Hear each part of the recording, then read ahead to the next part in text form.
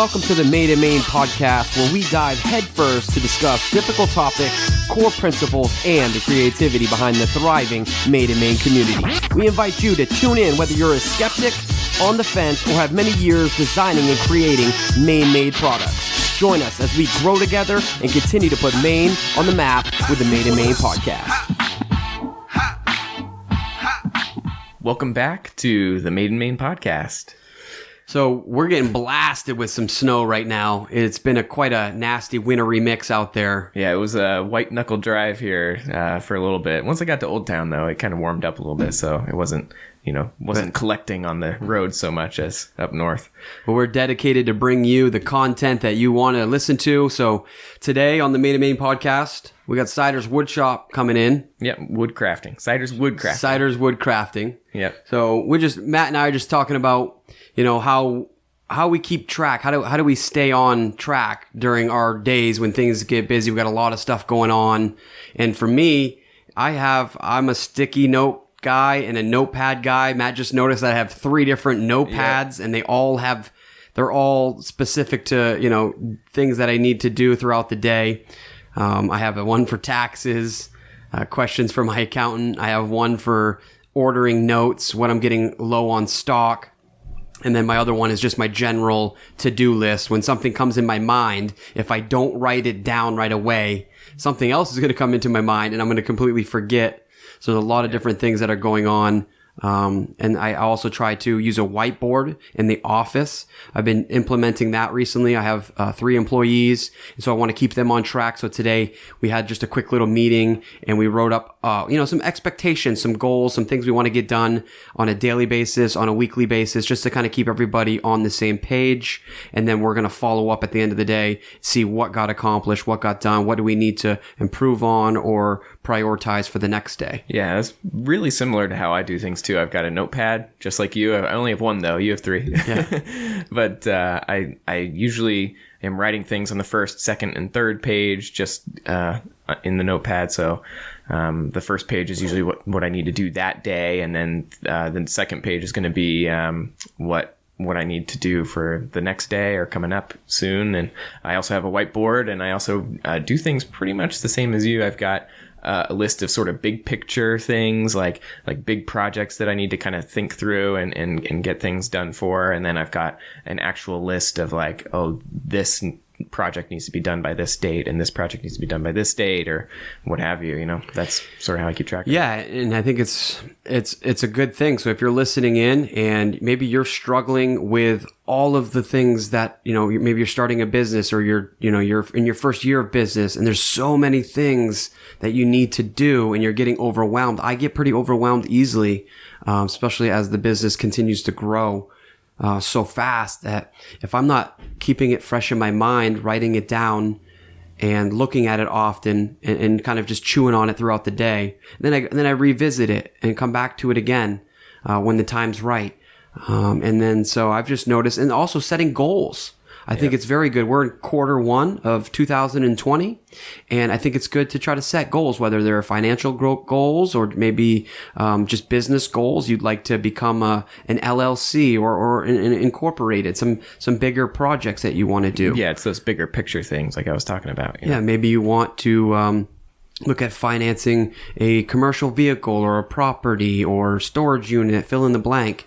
I think it's good to have those set. Maybe you want to really spend a lot of time growing your social media presence. So maybe that's something you put on the board. Get 10,000 followers. I don't know. Yep. Just something to work towards.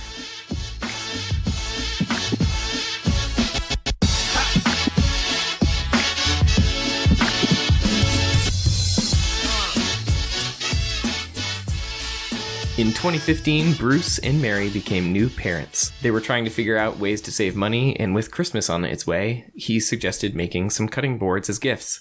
They both agreed, and off to work he went. Starting with just a table saw and a belt sander, Bruce took several weeks to finish the cutting boards. A friend saw them and asked for 11 more. A snowball started, and before he knew it, Ciders Woodcrafting was born. Using a combination of domestic and exotic woods from all over the world, their products are of the highest quality and are handcrafted from start to finish.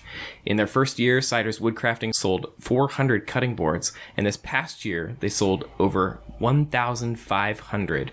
Bruce and Mary hope you enjoy their products as much as they enjoy making them. So welcome, guys. Thanks for joining us. Thank you for having us. Yeah. So you brought in some of your work here, and it's pretty incredible, I just have to say.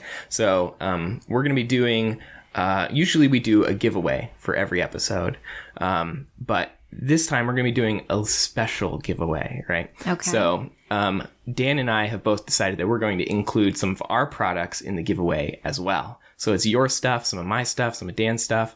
It's going to be in this. And the way that our listeners are going to be able to enter into the giveaway is going to be kind of like a raffle. So we set up a GoFundMe for you guys. Yeah. So for every dollar that people decide to donate to the GoFundMe, that's going to be one entry into the giveaway. And so we've got one of your beautiful cutting boards here, and it's got, and just to describe it, it's maybe about 14 inches long, right? Yeah. 14 inches by about 8 inches. I mean, it's pretty incredible. It's got all different kinds of wood and colors in it. And it's got a tag on here it says it's got babinga and leopard wood and curly maple and mahogany and padauk and purple heart and walnut and just all these incredible colors. And the colors on here are all the natural colors of the wood too, right? Yes. Yep. So there's no stains, nothing like that. And then what I've decided to throw into this giveaway is going to be one of my hand-forged bottle openers, and I've also got one of my T-shirts. So when we finally pick the winner, we'll figure out what size they need, and we'll get them that T-shirt. But and then Dan has decided to pack one of his box of Maines.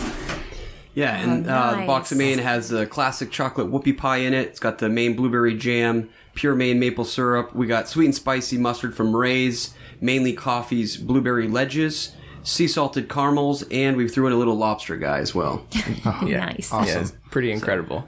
So we set up the GoFundMe, and that's at gofundme.com/f/Ciders Woodcrafting. It's gonna be on the post when we post your episode. And we've also decided that we're going to post your episode as quickly as we can. So it's probably going to be next Thursday. Awesome. So we're actually putting you guys ahead of all the other people that we've recorded because we want to try to get this the goal that we've set for this GoFundMe met for you guys as quickly as we can and try to rebuild Ciders Woodcrafting, right? Yes, that's the plan. For the people that are listening, they may not know what's going on. Why are we doing this extra special raffle giveaway? So do you want to just kind of jump right into it? What happened with the shop and everything? Yeah.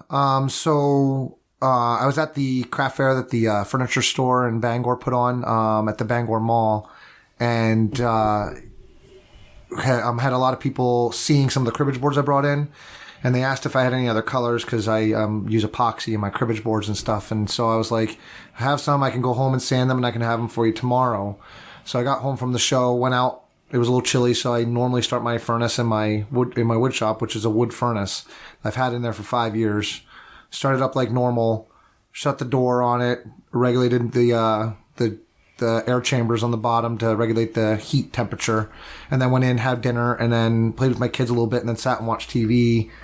I dozed off a little bit while we were watching TV, and we had a pounding on the door. It had only been 40 minutes from when I went out to the shop and had come in, and someone that was driving by our house saw it. I ran out, saw the smoke pouring out of it. Didn't see any flames yet, and I apologize if I get emotional here. So, No. So I ran out and saw the flames pouring out of it, and so not flames, sorry, the smoke. And I opened up the door and stepped back just in case if there's anything inside, and it's just smoke. So I knew I have three 25-pound smoke detectors in there, so fire extinguishers. Yep. And I have 3 different workstations in there, so they're right by each workstation. So if there ever was a fire, you have a big fire extinguisher right by you. You have to just reach and grab it. Yep. So, but I didn't have one right by my door, because why would you need one at the door? Because you're going out the door. And I go to jump in to grab the fire extinguisher that was 2 feet inside, and as I go in, I can see flames to my right, and the smoke was just so thick, and I'm like, I stopped myself, and I'm like, it's not worth it. It's not worth it. So I stepped back out, and my wife met me with our little small kitchen fire extinguisher, and I tried to snuff it out, and it looked for a second like I had snuffed it out, and then it just it almost exploded, kind of. So just took off. It was just flames. Before the fire department got there, 7 minutes later, it was like several feet higher than the camper. Yeah. And the whole front end was engulfed in flames. And it was beyond saving. yeah, God and I were having a discussion. It was a pretty loud discussion. Pretty loud. God took my. This is actually the best I've been able to talk since it's happened, because I wasn't able to even hardly talk. I was worried about coming here today because I didn't have a voice, because God and I were kind of having a discussion, and he's like, you know what, I'm going to make you be quiet so you can listen. So I can imagine lots of frustration, obviously, fear, maybe just being terrified, scared. I mean, you've been doing this for how long now? This is my fifth year doing it. Yeah, I wouldn't say I was scared. It was just gut-wrenching to watch everything I've worked so hard for. Going up in smoke. Literally going up in smoke in front of me. And I literally told my wife I felt so bad because my youngest daughter saw me. I literally had just fallen to my knees. Yeah. And I lost it, because it was just everything. Because we were just getting ready. We're so close to we were actually making plans for me to quit my full-time job to make this the full-time job. And so now we have to readjust. It's still the plan. We just have to. Yeah, I said that the direction is the same. The climb just got a little steeper for a while. And I think for the people listening, if you've been following Bruce on Instagram, then you know how hard he's working on this. But if you don't know about him, he is already working full-time at Walmart, and he's a part-time police officer on the weekends. He helps maintain the apartment buildings that we have. And he does the woodcrafting in every spare moment that he has, every day after work, every day off, every weekend. He's out there working till late in the evening and early in the morning to get our inventory up for the craft fairs. And for me, the devastation really didn't hit till the next day. I think you're just kind of in shock. You're just trying to figure out what is going on and what do I need to do? Do I need to leave? Do I need to do something? And you're just going through it. The next morning, I walked around the camper and saw what was left. And it really just hit me, because there were his charcuteries, his great big giant walnut slabs that he was going to be ready to finish sanding and put out there. And the coat racks. They were even the same shape of his small paddleboard cutting boards, just in charcoals, but the same shape. Wow. Yeah. And I just started to sort of feel some of his devastation, because as it was burning, he could feel every minute of his hard work. And not be able to do anything about it. Nothing I could do about it. Nothing I could do about it at all. I couldn't, because I couldn't even use our own, because it's winter, so we shut off our outdoor spigots because we don't want them to freeze. That's what I do. Yeah. So I couldn't even turn on a hose to fight it. I couldn't even turn on a hose to fight it. So it was just. And how long did it take for the fire department to get there? I have to say that the Brewer Fire Department, Eddington Fire Department got there. Brewer was there within 7 minutes of the call. And that's incredibly fast. Especially when we're on the complete opposite side of town from them. Yeah. Literally, we're on the opposite side of town from them. And they got there in 7 minutes. And they fought that fire like it was their business going up in flames. And they were coming up to me, what do you need us to focus on? Because I knew some of the guys in the fire department, and they, some of them are woodworkers and have come to my shop to help to use some of my equipment, because they didn't have any. Oh wow! So they knew what was losing. And so they they fought the fire of my shop, their camper, but they also focused and they saved the shed that had thousands and thousands of dollars of wood. That was right next to it, that wasn't was it? right, literally 5 feet away. And it was just starting to catch on fire when they got there, and they were able to extinguish it. So there's no structural damage to it whatsoever. The siding is completely melted off of it. So there is some salvageable stuff. You were gone at the show. Was all of your product or not all of your product, but a lot of your stuff at the show too? Yeah. So I had probably about $10,000 worth of inventory at a show that I'm doing. And then that's kind of a blessing. It's a huge in disguise, blessing. Right? It's a huge blessing.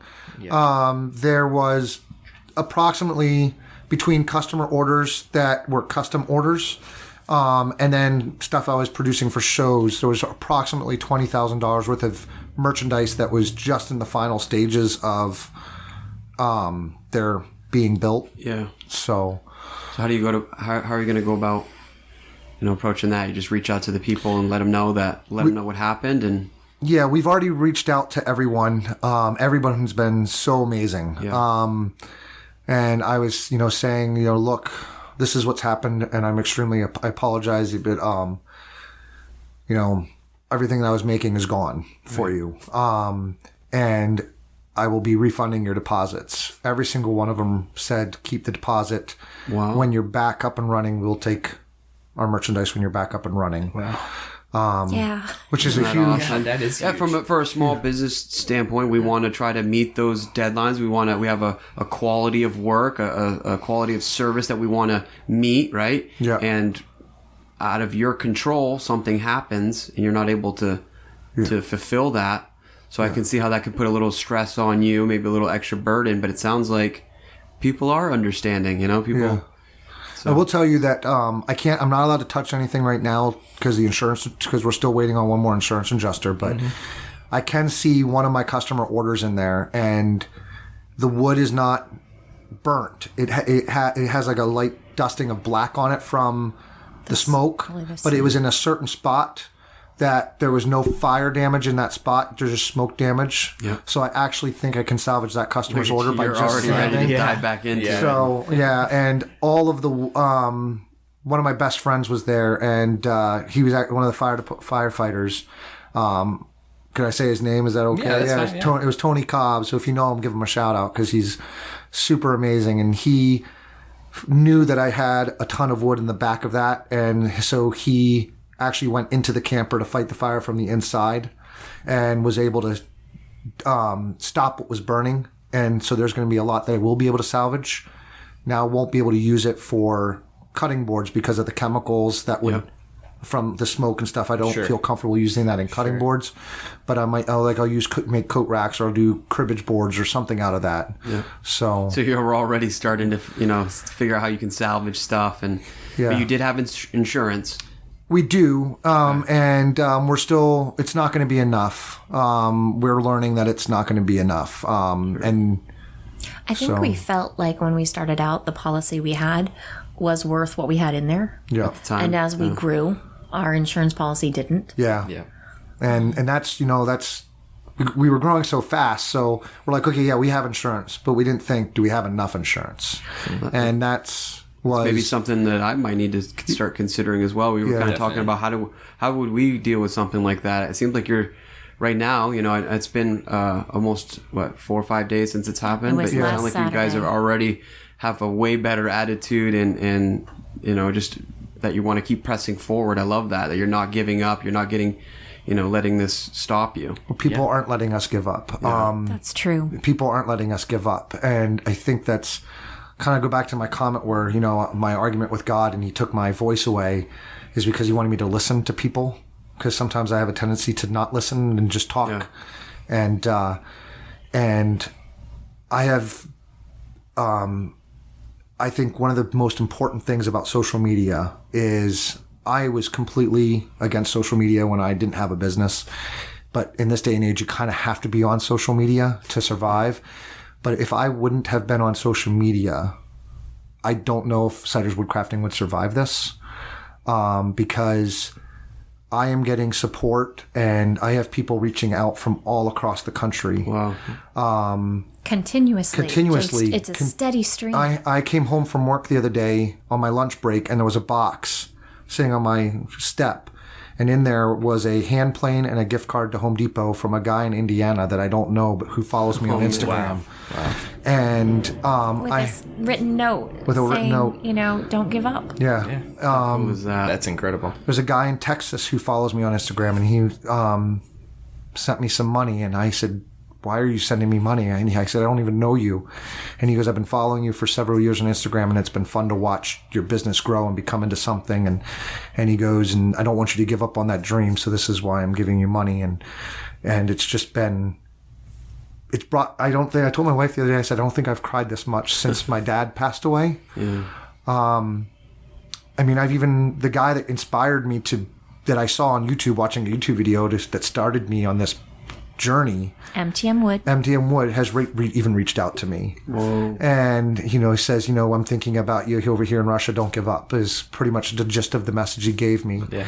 And one of the guys that helps me was online and was in a chat room on a video game site. And he was talking about how my shop burnt down. And someone said, Ciders Woodcrafting in Maine. Wow. And he goes, yeah, I saw that over here, and he goes, where's over here? And he goes, we're in Sweden. And, so wow. It's just been, it's so cool. It's been so completely and utterly insane.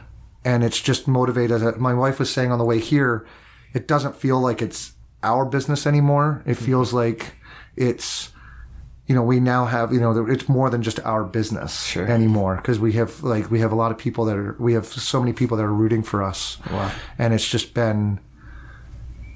Now you feel like you don't want to let them down either, because they're giving you their hope, because you kind of lose some of your own.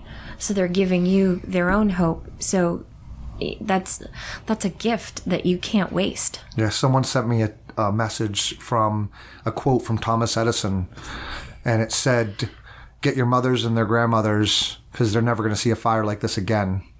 Because one of his shops burnt down when he was trying to make the light bulb, and he was taking it as a celebratory thing, because he's like, I'm more motivated than ever. This is never going to happen again. Yeah. And here we go. And I've learned, even though it's devastation, and I've lost a lot of things that aren't replaceable, like all my dad's tools that he left me were in there when he passed away. So that's the part I'm struggling with the most, because all the tools can be replaced. They can. Yeah. Yes, there was amazing wood that burnt and some really unique pieces that were in there, but that's, that can be replaced. The tools that that's like the only thing that can't be replaced, but even it could have still been so much worse. So we're taking the positives from this, and we're learning from it now. Like we're learning, we're just learning so much about it, and I'm learning a lot about myself through the whole process. Man. Wow, that's such a blessing. So, Dan and I are trying to do our little part here with this GoFundMe that we set up. So hopefully our listeners are going to be able to contribute to that, and they can get some of your amazing product, some of our product, and we can get you a little bit of money to try to recoup, rebuild. That's just amazing. We might not be your current customers, but from a small business perspective, Matt has a shop. Yeah. He's got a forge in there. Mm-hmm. If I just bought this property, we're making those steps too. We were where you're at, and you make that's a big step to go from part-time to full-time. You were starting to prepare and plan. It sounded like everything was all lined up, and it will come again. I believe it will happen. Maybe it will even happen faster than what it would have have been if things didn't play out the way they did. Who knows? But from a small business perspective, though, we want to encourage you guys. I see that fire in you. You're passionate, and we're going to dive into these products and talk about all the different types of wood. I want to know how it got started. It sounds like YouTube, which you're like the third or fourth guest I think we've had on the show that have said YouTube has been their inspiration of where they started. They saw someone on YouTube and they thought, well, I can do that, or I can do my own version of that. So do you mind if we kind of jump right into that? Like how did it start with cutting boards? Why cutting boards? Was that the first product that you started? Yeah. So I was not a woodworker at all. I've always liked working with my hands, and but we lived in our apartment. For us to be able to get our first house, we needed to buy an apartment building, and so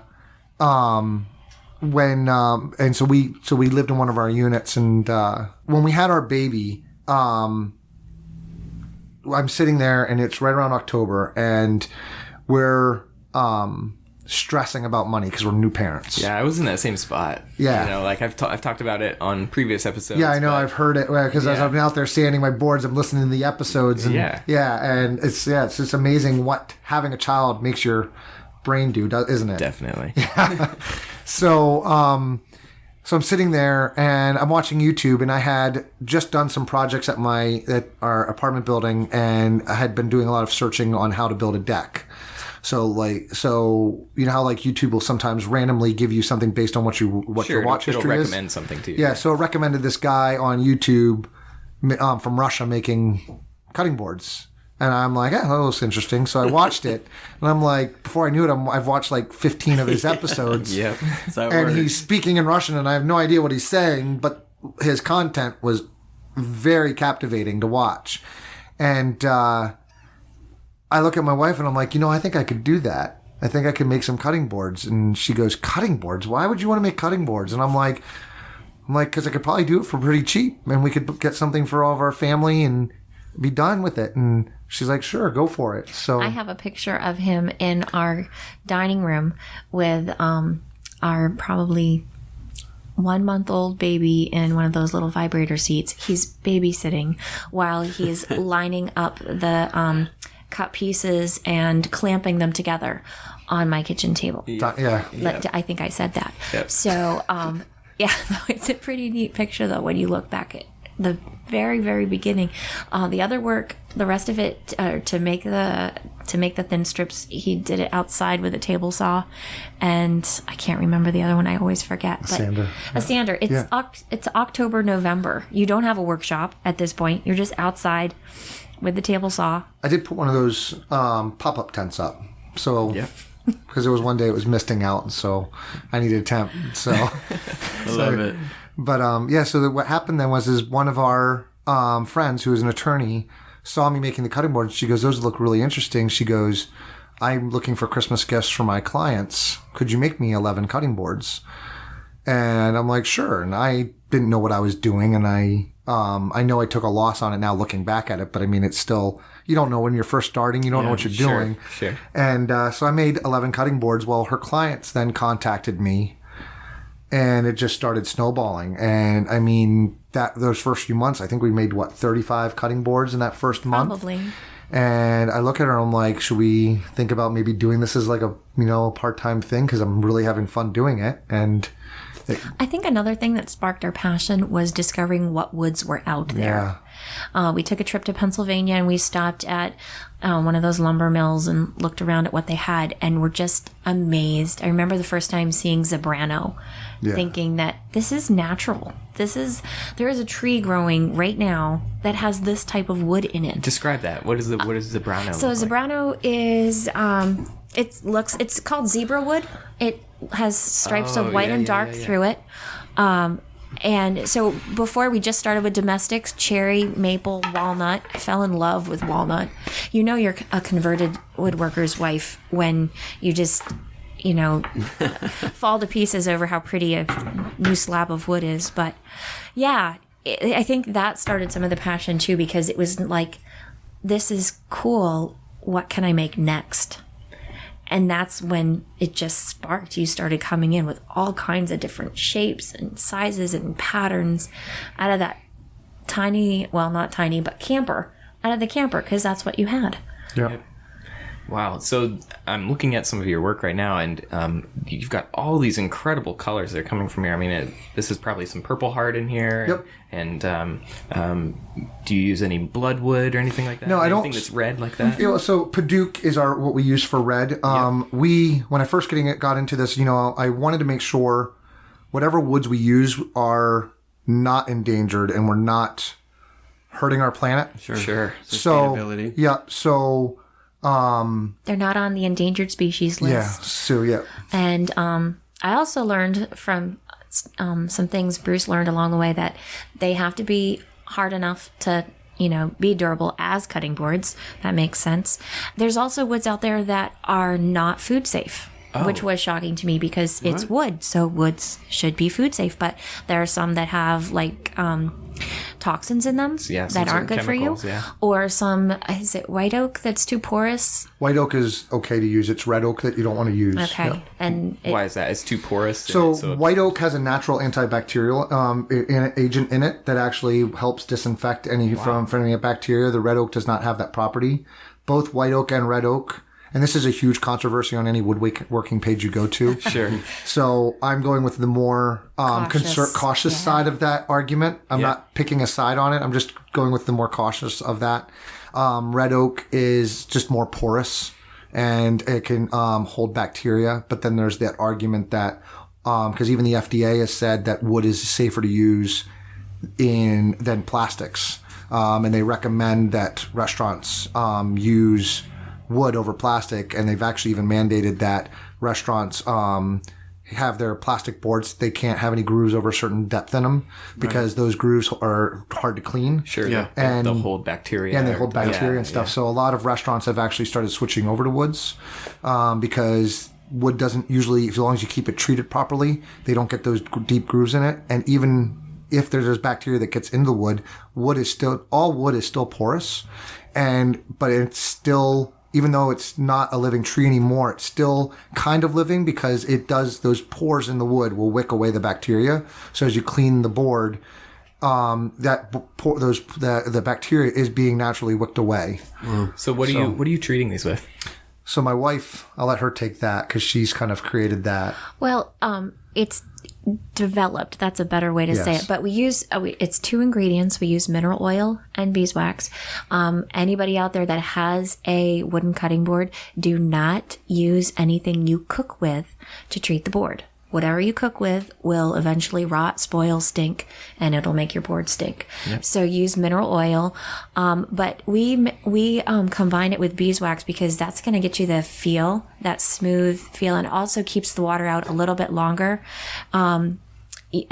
Our customers will say, well, how often should we oil it? And it's really just a feel. You feel the board and it doesn't feel smooth and happy anymore. Yep. It needs an oil treatment. Wow. So the one we picked out for the giveaway too is, we kind of talked about it before we came over, but this is one of our, I think, more stunning boards because it has so many colors in it. Yeah. And we get a lot of, visual appeal from the tiny strips. It's more work, obviously. Well, that's what my question. I'm just burning to ask. How do you have so many different types of wood in there? So, on my social media, I try to do some little bits and pieces of my process without giving too much away of some of my process. Sure. But I do stage out. So I'll spend because I only do it part-time currently. So it'll take me about 2 or 3 days to cut about 150 board feet.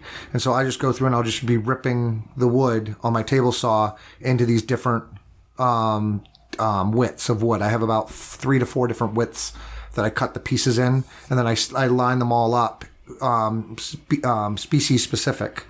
And then just start laying out the board. And then if I don't like the design, I'll switch little pieces around. But I really don't have a plan when I go to lay out the board. Whichever looks good at that moment is what I do. So. Yeah, and so after he gets the thicknesses out, he starts to make his designs and put them together. And I have this thing where it's supposed to be symmetrical. So I have my opinion and I'll tell him, no, you need to move it this way. And he'll say, trust me. And he's right. There, I said it. But we have it on record. It is, but it's stunning when he's done it. And he is able to see the end process 5 or 6 or 10 steps down the road, especially in end grain too, where you put it in thicknesses, cut it, turn it a different way, switch it around, and get a completely different look than what you started with. And he's able to see what it's going to look like, and it's amazing. Yeah, so you have a bunch of different designs. You've got a State of Maine one, you got a guitar, you got a Millennium Falcon. Yep. So which one of your cutting boards is your most popular seller? So we actually brought the ones I have here. The Millennium Falcon we just introduced that, so we've only sold probably 15 of those. But it's just fun because I like doing the puns with them. Yeah. So, and I'm a Star Wars guy, so I like those. I like that. The It's board. also fun to see how many people out there recognize it, or you'll get these very puzzled looks on some people out there at the craft fairs. You're either a Star Wars person or you're not. Exactly. Yeah, I did have one person who wasn't from Maine saw it and they're like, "Oh, the state of Maine." I'm like, "Yes, Yes, you're right. So, but Neither Star Wars nor Maine related. yeah, right. So, but no. So I have an electric guitar, and we do an acoustic guitar. The guitars and my violins. We do violin shaped boards.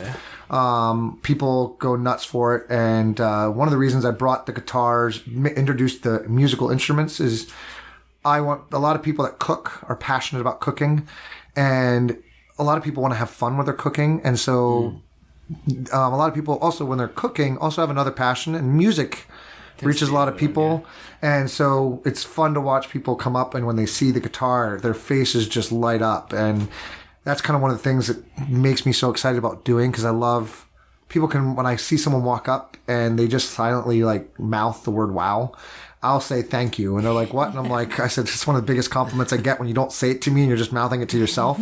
I love it. It just, it drives me and it keeps giving me the energy to keep going. What's something like this? Is this kind of like your standard cutting board here? That's my small paddle cutting board? Yep. That's my small paddle board. That's my original design. How long does something like this take to make? So I do so many at one time. We do, I call I batch out a process. Yeah. So, hands-on labor, I would say on this one would be about 40 minutes hands-on time, but start to finish would be if I didn't take breaks in between and did 8-hour days, it'd be a 3-day process. Okay. But it's usually more like a 6 or 7 day process because you are working the other jobs and we're trying to that's fit it what in I'm there. just blown away Yeah. with. You're full-time working at Walmart. She said part-time. Police officer in Holden, yeah. Couple And you overnights. have time. You're a father. Yeah. And you have time to do this. That's where I'm like, That's incredible. huh? Yeah, sleep's overrated, right? Yeah, I guess so. So, but no, I mean, but it just comes back to the fact when you find something you're passionate about, Yeah, you find time for it. sure. But this is also, it's not just about passion with this. It's, I've always dreamed of owning my own business. It's always been something that I've looked forward to my entire life. And this is that path. And I think that's why I find it so easy to find the time to do this. Yeah. Because when you're passionate about something, it doesn't seem like work. Yes, I'm exhausted.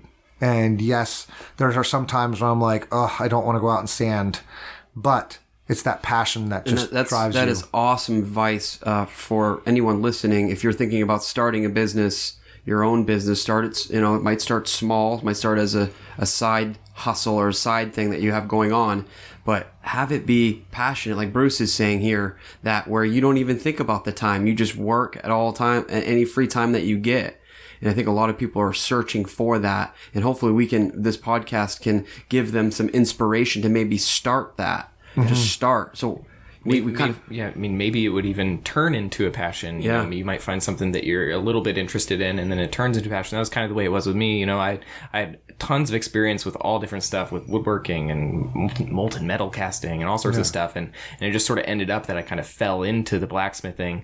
And as I learned more about it, it really became a passion. Yeah, and that's the same with me. Because I was just making cutting boards, and I was like, "Wow, this is fun," Yeah.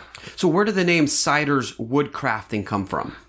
So my name is Bruce Cider Graybill, and I was named after, my mom named me after her dad, Bruce Cider, and he passed away when I was young, and the only memory I have of him was the smell of his wood shop when I go to visit. Cool. That's when you asked me about my grandfather in Canada, what do you remember? And I just remember the smell of his wood shop. I don't remember too much else about him, but my mom could not stop talking about him, and my mom is the most important person besides my wife in my life and my kids. Sorry. But that goes without saying. Yeah. So but I wanted to kind of pay homage to that because just out of respect for my mom, And so I just chose the name Ciders Woodcrafting. Now, we did toy with other names. I was thinking about, because I love law enforcement, so I was thinking about trying to tie law enforcement in with it, but just Ciders Woodcrafting felt right. Yeah. And then orange had to be in the color because that's my favorite color. So the tree is orange. In the logo. Yeah. Yeah, your logo's awesome. Thank you. My sister-in-law designed that for me. Yeah, and so. you even have a brand that you brand each of your products with, right? Yes. Yeah. Yep.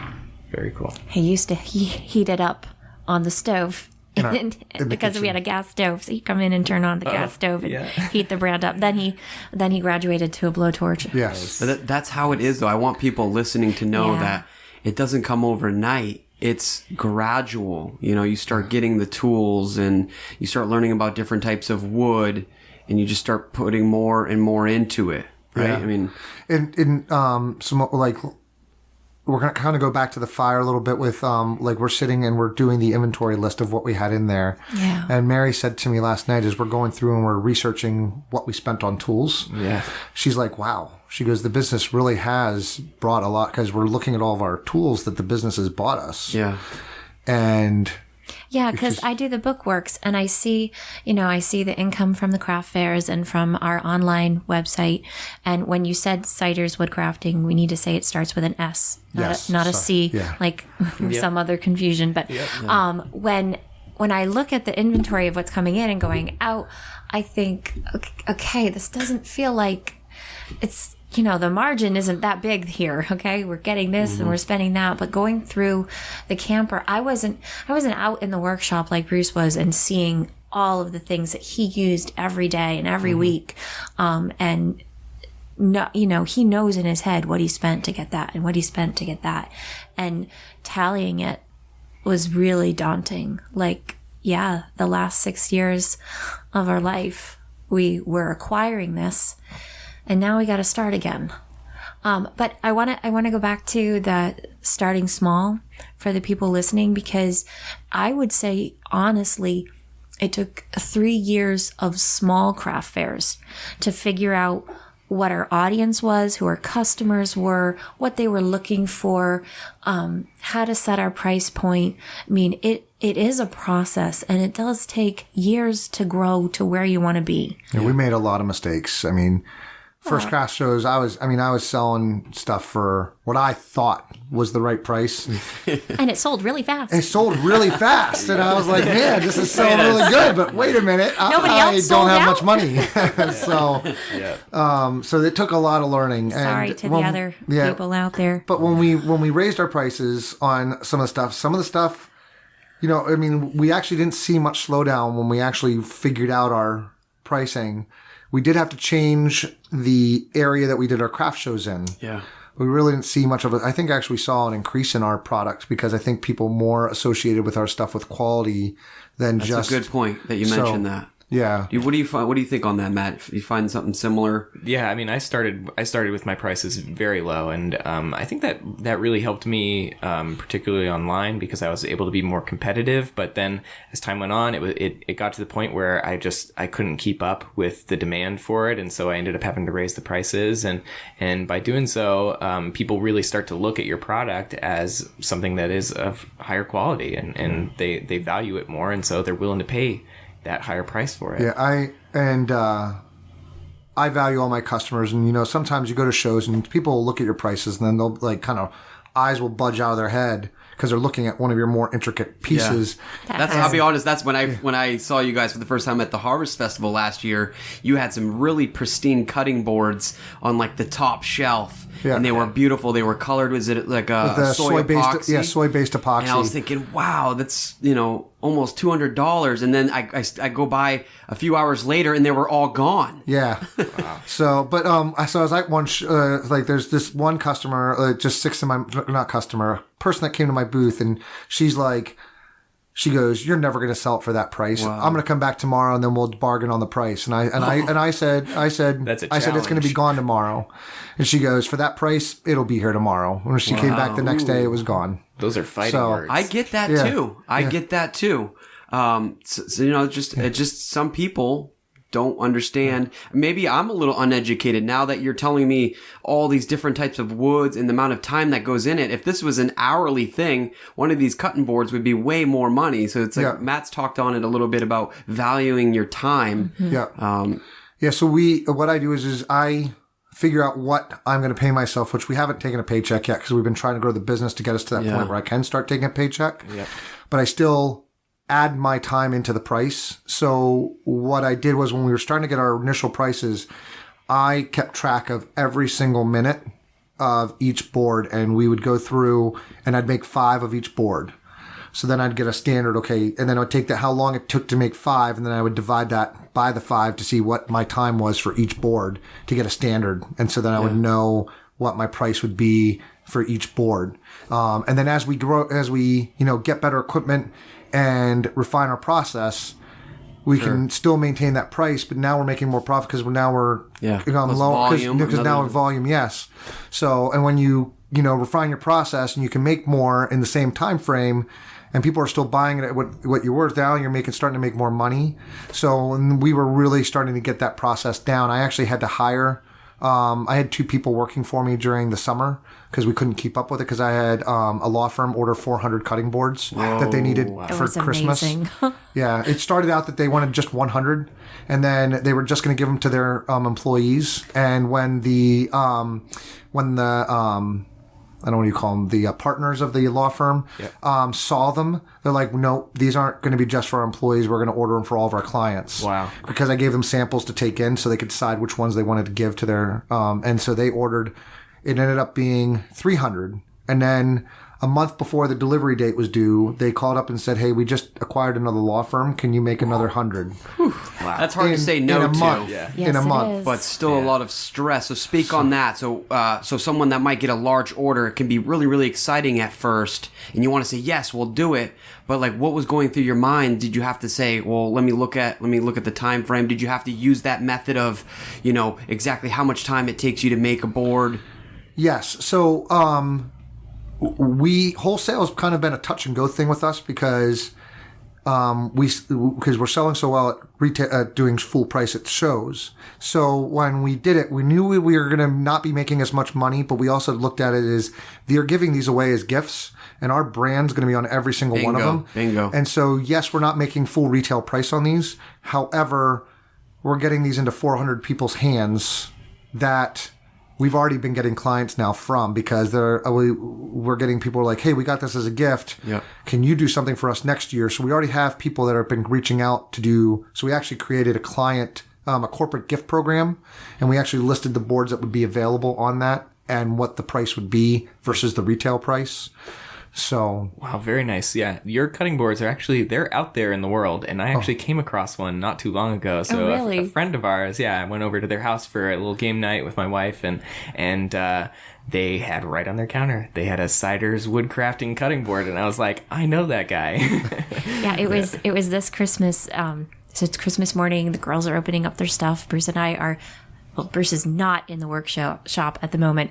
And I look at him and I say, do you know how many people are opening up your cutting boards right now as Christmas presents all over the United States? It's a cool feeling. It's making it is fun. And then I love it when a customer will send me a picture of them using it. Yeah. I absolutely love that. That's got to drive you. That's really got to ignite the fire. I mean, it sounds like the fire's already lit, but that's got to turn up. You're excited to go back into the shop and grind and put some more hours in, I imagine, after that. Yeah, it does. And there's a guy down in Texas that he's bought Texas-shaped cutting boards, and he's buying them from me in Maine. And I know people in Texas that make Texas-shaped cutting boards that live in Texas. Wow. And I'm like, I said, you do know that there are people down there that, and he goes, yeah, but he goes, I know, he goes, I've already bought from you and I know I like your quality. Yeah. And he goes, I don't want to, he goes, their quality might just be as good, but we already have our relationship. So he goes, it's fine. And so it feels good that, it's good to take that time to get that quality because, then your customers start to trust that you are taking the time to make sure that what they're getting is quality, and that's why we really try to focus on that. So we've already talked about your cutting boards. Yes. What else do you make? So we make charcuterie boards, which are meat and cheese platter. And they're gigantic. yeah, I mean, People look at them and they're like, what on earth would you use that 6-foot board for? And you say cutting olives. yes. And I'll say grape tomatoes. I'm like, because when you cut them in half, those grape tomatoes have a tendency to roll, so you need a little bit extra space. Yeah, if you go over to Ciders Woodcrafting's Instagram page, they have some pretty incredible photos. These are probably sent from your customers, Yes, right? those are sent from customers. Of the charcuteries they're like as big as a table, and they've got these amazing foods all lined up on them. It's pretty incredible. It is. And I was like, someone called me up and said, hey, can you make a charcuterie? And I'm thinking to myself, what is a charcuterie? Yeah, that's what I was thinking. And I'm like, but yeah, I can make that for you. And So you said yes. I said yes, not knowing what it was. Oh, great. And then as soon as I hung up, I'm Googling charcuterie. And I'm like, oh, yeah, I can do that. Not a problem. And, but I noticed that a lot of people, like charcuterie boards, a lot of people are just doing these small little things. And I try to do things that will set myself apart. And I think that's what's been really good with helping us succeed is you have to look at what's going on around you and then saying, how can I do what other people are doing to set yourself apart? So I make huge charcuteries. And if you love working with wood, if you're a woodworker or you just love that natural look, to see a full-sized piece of walnut or bird's eye maple and see the pattern flow the whole way through it, it just kind of pays respect to the natural product. Definitely. Yeah, I'm looking at your Instagram actually right now, and there's actually a picture of you with charcuterie right next to you, and it is as tall as you are, and you are not a short guy. 6'3". Yeah. I've had ones taller than me. Wow. Yeah. That's incredible. You don't ship those, do you? I have. You've shipped those? I have. I ship every day, all different size boxes, and that sounds scary Expensive. and $150 to the most. I had one that was the most expensive thing I've ever shipped was $400. Wow. And the customer paid for it. I told him, I said, I don't know how expensive this is going to be, but it's going to be outrageously expensive to ship it. Now, are you shipping through USPS or UPS? Or we actually had to get a freight carrier to come in with because it was our flag. That was the 6-foot flag we had made because the police department I worked for asked if I'd make a flag for their lobby, and they paid the cost of the materials for me to do it. And I did 2 at the same time just because it's more productive to do more of one thing. Yeah. And so I sold one of I gave them the one that they paid me for the materials for, and then sold the other one, and was not expecting it to go halfway across the country. And Was that challenging? I mean, like let's talk a little bit about some of the challenges you had. Sometimes, saying yes right away without maybe looking at shipping. Well, I was trying to discourage them a little bit because I did not know what it was going to cost. And I have a 6-foot American flag out of pine, and You had to package it. and I had to build a crate to put it in. Wow. And so it was probably about 100 pounds when you all said and done, because I had to wrap it in foam. I wrapped it in like the foam that you use for insulation. I went to Lowe's and bought foam and then cut out the shape of the flag to set it in there. And I'm like, so I'm charging them for my labor to do all that. That's because not cheap either, the phone, by the way. No, it's not. And I've never packed something this big. So I'm like, how do I charge? Because I don't want to overcharge them for this but I need to get something because it's my time. Yeah. So it was a learning experience. And he wasn't too pleased with the price, but we had already agreed that, if you buy this and you want it shipped, and like it's going to be anywhere. And I told him it's going to be anywhere from $200 to $400, and I'm hoping it's going to be somewhere in there. Yeah. And it was, but and we had to negotiate a little. He didn't pay the full $400, but he played close to that, and Sure. And he's happy with it. It's he bought it for his parents, and it's in their house in Cincinnati. So It's summer and we're packaging it. Hazel's the 2-year-old's walking around playing with all the packaging material. I'm helping him wrap the saran wrap around there. I was smiling when you said the challenges about it, because there's a video. I made him take a video of him getting the 6-foot flag out of the camper once he made it. I wanted to show what that was like. I don't remember. You did publish it. Where did it end up? It's on my Facebook, it's on Instagram, and it's on my TikTok as well. Okay. All right. So when you go back and you watch that video, know that there's a wife laughing in the background. She's the one holding the camera, and the camera's kind of wiggling a little bit. I definitely understand the struggle of the of shipping like a large thing like that. So I had an order of 5,000 bottle openers for Tecovas, the cowboy boot company in Austin, and so I had to do 2 shipments, and I had to have it all crated up, and I ended up shipping it through FedEx Freight. Yeah. And we're talking about 1,000 pounds of bottle openers per shipment. So it was pretty, like, I actually built the crate for it, put the crate empty in the back of my truck, and then loaded it up because I didn't have like a forklift or anything that I could do it with. So I actually I kind of built the crate in my truck around it, and then I could drive to the FedEx facility, and they had a forklift there they could take it out with and weigh it and everything. But it was like thousands of dollars to ship it. It was like $2,000 to ship it. But luckily they're a pretty big company, and they had the money, and they didn't really care. Yeah, so what company? Shipping on that. This was Tecovas. Tecovas, they're cowboy boot company, right? Yeah, from Austin. No, the company that shipped it. Oh, FedEx. Okay. It was just FedEx Freight. Yeah. I will tell you, we have really realized FedEx Ground. It's slow, but it is the most cost-efficient way we found to ship our bigger items. The heavier stuff. Just make sure you get the proper insurance on the item that you're shipping. Because Good advice. Especially when you have a high-value item. Yeah. And take the time to wrap it properly. It's, if you're shipping a big item, those moving blankets aren't expensive. Get a couple moving blankets and take the moving blankets and wrap it around it and wrap it with saran. Take those rolls of saran wrap you can get, and shrink wrap it and then bubble wrap it around that. I mean, just take the time to do it, because it's just the customers then see that too when they open it up and they're like, oh wow, they actually bought a moving blanket to wrap this in. Yeah. And so when your customers open it up and see how you package their item too, it just goes as well to show how much you care about their product. Sure. I actually experienced this just the other day. I had an order that was going out to New Zealand, and it was actually a pretty heavy order. I mean, we're talking like 25, 30 pounds of product.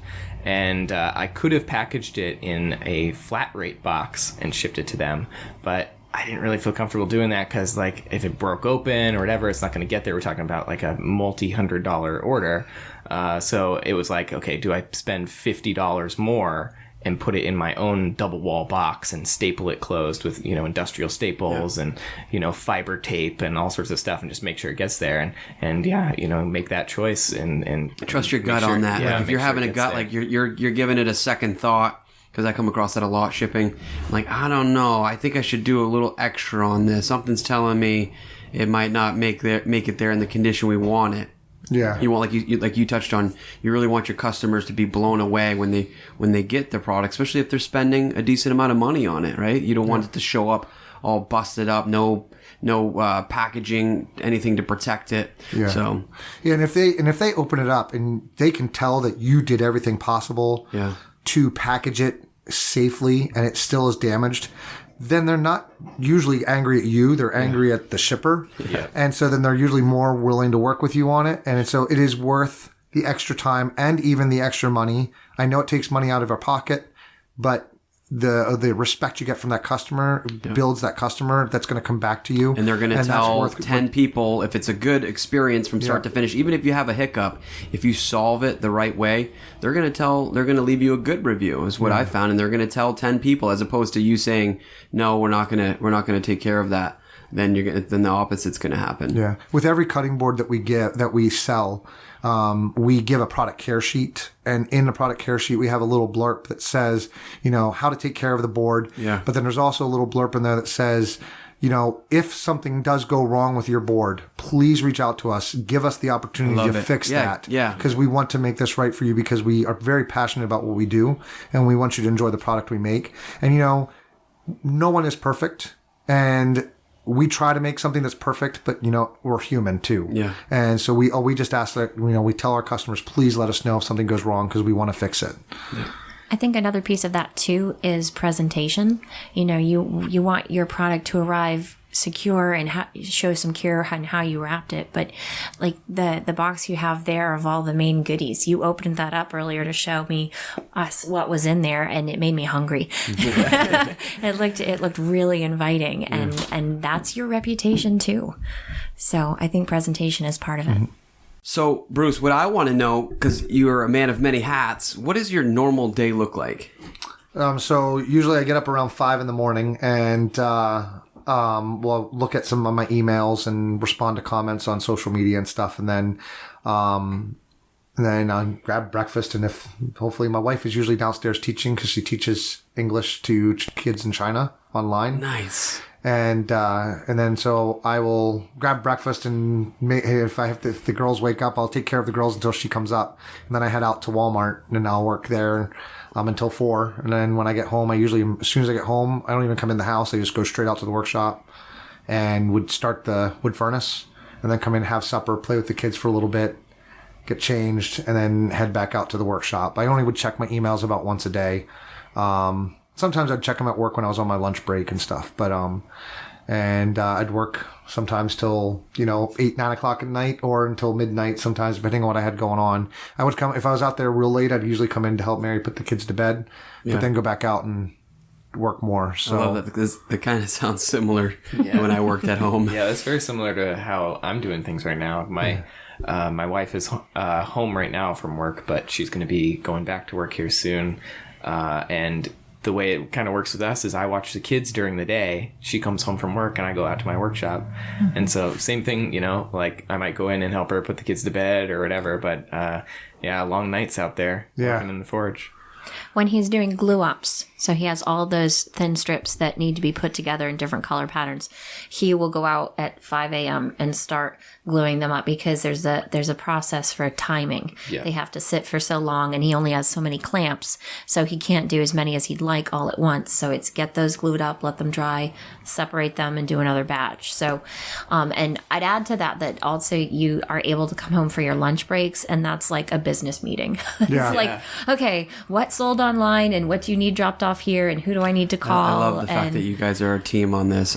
It's so close to home to me and my wife, and how just you couldn't do it all, Bruce. You do a lot as it is, and you have such a supportive wife. I can hear it throughout the show. It's awesome. Yeah, I would not be remotely anywhere near where the business would not be remotely anywhere near it is without her. Yeah. She didn't know how to do QuickBooks. She didn't know how to manage a website. She didn't know how to. I'm sure there's a lot of things in there, and she's had to learn. And she's really has put everything she has into it. And we're both still not the best at what we do, but we're trying. But she puts a lot into trying to get the website to be where it is, and try to get the bookwork, and the bookkeeping is a struggle. It's not fun. It is not fun. It's not fun at all. When you were talking about the drive behind building the business and the passion, that I think there's a lot of people listening out there that are using this podcast to help them keep their passion alive, and to help encourage them to grow what they just feel in their gut is the right path for them. But it kind of made me recognize that your passion for woodworking to make your business isn't really the end goal. It's the goal to support who you are and who we are as a family.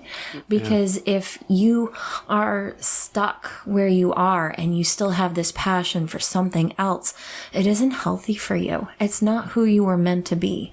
And if you can't be who you were meant to be, then our family isn't as healthy as it could be. Mm-hmm. So really the end goal isn't the passion and you have your business.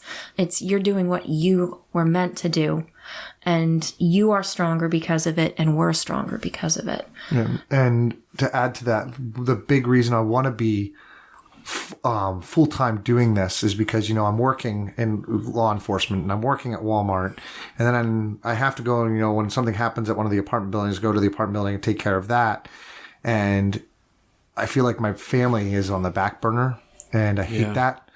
And been one of my biggest motivations besides wanting to own my own business is, and I know owning my own business, I'm going to be busy a lot, but that 9 to 5, like planning's like letting her teach in the morning. And then when she's done teaching, I go out to the workshop and I work until take the girls to school, and I go out in the workshop and then come in at 5. Now, granted, there will be some days where you have huge orders or your deadlines and stuff like that. And that's a given. But the way I look at it now, I'm going to have more time with my family than I currently do. And that has been a huge driving force for me because my dad worked so much and I never got to see him that much. And so I don't want to be that way. And so my family is my number one goal in this. That's awesome. So thank you for sharing that. That's very encouraging to me because I find, owning my own business, it is hard to prioritize and find that balance. I have 2 little boys. They're craving my attention. Yeah. But dad's got Christmas time and we're doing 300 boxes a day, but they don't understand that. Yeah. It's so hard when you're done supper and done playing and they don't want you to go out and you're like, I got to go. And they're standing at the door watching you go back out to the workshop. It just tears at your heart. But you have to tell yourself, you're doing it. So, right. Yeah. So it's both though. Yeah. It's a tear both ways. Yeah. And I'll add to that too, that my dad worked a ton. In fact, he worked away for the entire week and came back for just 24 hours or maybe 2 days on the weekend. He was a lumberjack. He was out in the woods. He was working for T-Loss up in Millinocket. And I always knew that my dad loved me. So I tell Bruce, they know. You don't have to give them every spare minute. I mean, you don't have to let that guilt destroy you. You love them and they know you love them, and it will be enough. I will say on a side note, with her dad being a lumberjack, when I went to first meet him, You're gonna tell the story. I was so nervous meeting this guy who is a lumberjack. And then I meet him like, oh, I'm taller than him. This isn't that scary. Yeah. So Paul Bunyan over here. So hopefully when he listens to this, I like to harass him a lot. Oh my. That's funny. So, all right, let's move on. So, you said that you sell on your website. Where else do you sell your product? So mostly our website. We tried Etsy, and Etsy is an amazing platform, but not for us. Just didn't fit. There's about 4,000 people on Etsy selling cutting boards. Yeah, there's a lot. Yeah, and you have to really see, like, now that they're in front of me, I have such a bigger appreciation along with, your story behind it. Yeah. That can be kind of typed out a little bit better on your own website or in person doing shows. Yeah. You guys do a lot of shows? We do. Shows are our bread and butter. 75%, I'd say. Yeah, 75% right now. Yeah, it's but we have to be very selective on the shows. We've learned a lot about where to do shows and where not to do shows. Mm-hmm. We still do some shows in towns that we know we're not going to do the greatest, but we want to still we want people to know that we are in that area. Yeah. So that's one of the reasons why we do those shows. But we're still trying to be selective on which shows we do. I usually try to focus the shows I go to tourist towns, because tourists are usually there to spend money. So cruise ships are great because they come in, they see our stuff, they don't have to pay for shipping and handling, so they can take the cutting board right back on the ship with them and go. Yeah, maybe when I need to get in. When they've flown in, it's a little trickier to work out the negotiation of the shipping, and we try to work with them on that. But we found a lot of people admire our cutting boards, and especially in southern Maine. Yeah. Sure. So do you have any craft fairs that you recommend? I do. So I recommend, like, if you can get to coastal towns, I will tell one of my favorite groups to work with is the Island Arts Association. Oh, yeah. They have a really good core shows. They do them right in Bar Harbor. Some of them right in Bar Harbor and Southwest Harbor. We'll find that our big purchases, they're not really as busy shows, but seems like some of the tourists that don't want to deal with the crowds of Bar Harbor, they go to Southwest Harbor. And so usually our bigger purchases are from Southwest Harbor. Nice. We'll still sell a ton down in Bar Harbor. So they have been really good to me. And, even though I could go to another show, I just feel like that the people that organize that have been really kind of become family.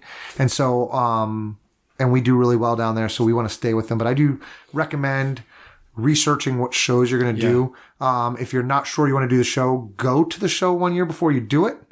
Look around, talk to people there, talk to people that are doing something like what you're doing and seeing. But I will tell you though too is it's not just the show, it's your attitude at the show. A lot of people will see if your booth doesn't look professional, if it doesn't look like you've taken the time to set up your booth and you just kind of throw stuff down on a table and don't take time to set it up and display it properly, people are going to look at it like you don't care. If you're sitting in a lawn chair, looking at your phone and not greeting people as you walk up. Great advice. I try to make it a point that every time someone walks by my booth, whether they're interested or not, I try to greet them. I agree. That's a big piece is just watching people walk by. Say hello to them. Say, hey, how's it going?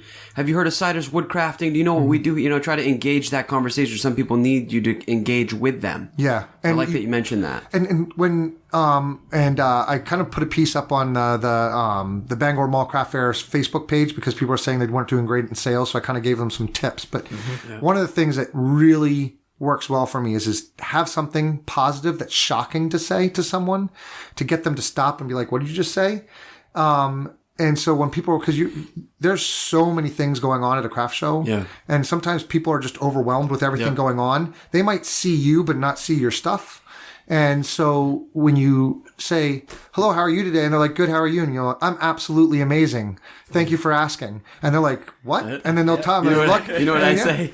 I say, have you ever tried Moxie? That's usually like, what? Moxie? They're like, it's horrible. Yeah, but it gets them to stop. It stops them and they're like, Moxie, wait a second, what do you got over there? Yeah.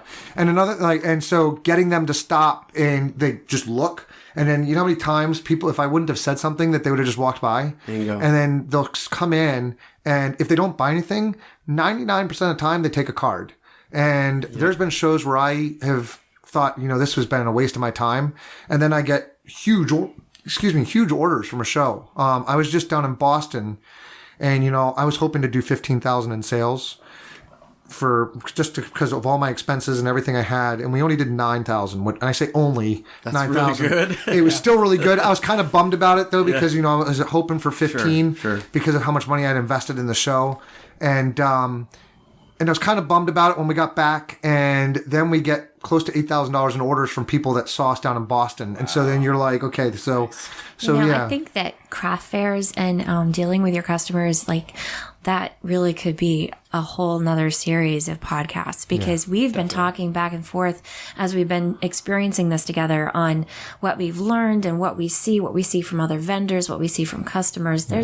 I would say though, I don't think that the small craft fairs for us that seemed like a failure really were when we started out. No, because they were huge learning. It's a great place to start and kind of get the idea. For the people that are just starting out, you've got your product and you're ready to see what the world thinks of it.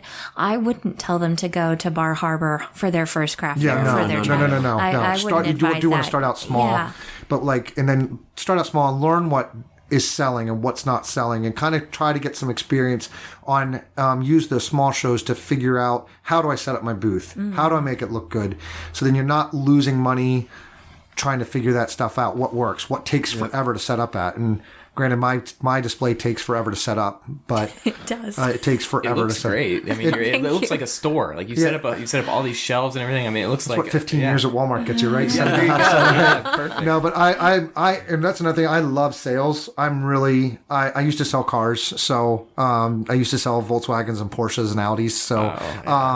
So I love selling, and I always tell people, if you're not excited about what you're selling, why should they be excited to buy it? We need to get you on the show as a co-host. Right? So just to wrap up the show, so we know where people can find you, all these different shows, your website. What about social media? Yeah, so we're on TikTok. What are you on? Is it Ciders Woodworking? It's Ciders Woodcrafting on TikTok. It's Ciders under / Woodcrafting on TikTok. And it is crafting because there were a few times even his wife got it wrong.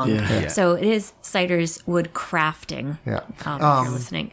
But if you just go in and if you just do a search for hashtag, if you just type hashtag Ciders Woodcrafting, I always attach a hashtag to everything I post that says Ciders Woodcrafting. So I just find that easier than trying to remember all the little things that come so with that's it. Instagram and TikTok. Instagram, Facebook, TikTok. We're on Pinterest, and we are on YouTube. We only have 3 videos on YouTube.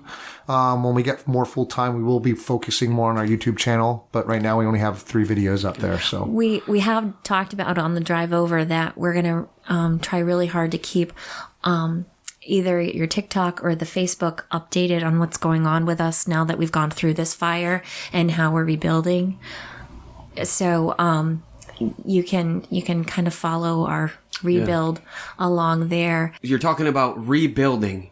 yes. What does the future look like? I know is it too soon to start thinking about that, or No, we were already thinking about the future that same day. I mean, I was already getting So thinking about the craft fairs, and we had a list of all the ones we were going to and where we were headed. That list is going to be adjusted, but we are going to post that on our website. Okay. So people can look up, they going to be local? Are we going to be in Portland or Augusta or Bar Harbor? So we will be posting that really soon. Yeah. But so the next steps is obviously to get into a workshop. And I'm part of the Bangor Woodworkers Association. Mm-hmm. If you are a woodworker and you're listening to this, please look us up. It's an amazing group of people. And they will do anything to help anybody, anywhere. And I've learned so much from them. But, one of the woodworkers is going to let me use his shop. Nice. He's giving me the keys to his shop because he's down in Florida right now. That's pretty incredible. And yeah, well, I'm a little nervous about using it because he's a retired surgeon. So his very precise and his Pristine. his wood shop looks like an operating room. yeah. So coming from a camper going into a shop like that, That's daunting. it's a little daunting, but it's only temporary, and I'm so grateful for him willing to trust me to use his shop while he's gone. And then we're looking at taking the property that we were already looking at buying. We were in the process of buying, and we were planning on taking a year to get that renovated to fit our need. But that's obviously going to be a very escalated schedule than it was before. So That's great. That's awesome. So, we've got your cutting board here. We got some of my products, some of Dan's product for the giveaway. So we're going to be doing a post on our Facebook page about that. So listeners can head over to the Made in Maine podcast Facebook page, and hopefully we can generate some funds for you guys for that future for you guys. I mean, we're looking for. I set $1,000 goal on it. I don't know if we're going to reach that. Maybe we'll get above that. Who knows? Yeah. But if you want to enter, let's get them above that. Yeah. So if you want to enter into our giveaway to receive some of these things, I think we're gonna do them all together. Yep. Actually, so it's gonna be one person is going to win all of this merchandise.